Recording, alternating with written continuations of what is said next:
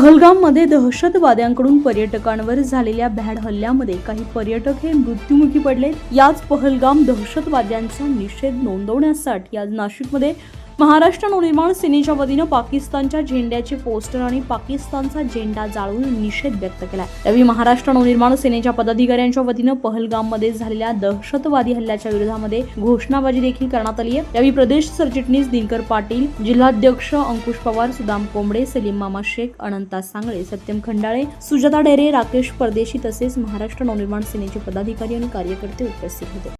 सरकार कोणाचं असो या देशाच्या एकात्मतेसाठी काल जो भ्याड हल्ला आपल्या देशातील नागरिकांवर झाला ते मृत्युमुखी गेले आणि त्यांना आज आपल्या देशामध्ये संपूर्ण या भ्याड हल्ल्याचा निषेध करण्याचा तर आम्ही सुद्धा निषेध करतो। सरकारने या हल्ला करणाऱ्यांना पाकिस्तानला धडा शिकवला पाहिजे आणि ज्यांनी हल्ला केला त्यांना सोडलं नाही पाहिजे। आम्ही देशाच्या एकात्मतेबरोबर देशासाठी आम्ही बरोबर राहणार आणि आम्ही सुद्धा त्यांचा तीव्र शब्दात निषेध करतो।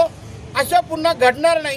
25 वर्षांनंतर एवढा मोठा भ्याड हल्ला आपल्या देशावर झालेला आहे, हा पुन्हा होऊ नये यासाठी सरकारने कठोर पावलं उचलून हल्ला करणाऱ्यांवर कठोर कारवाई केली पाहिजे। त्यांना सुद्धा अशाच प्रकारे मारलं गेलं पाहिजे। त्यासाठी आम्ही आज आमच्या महाराष्ट्र निर्माण सेनेच्या माध्यमातून सर्व पदाधिकारी कार्यकर्ते त्यांचा निषेध करतो। Okay. Nashik today news Nashik.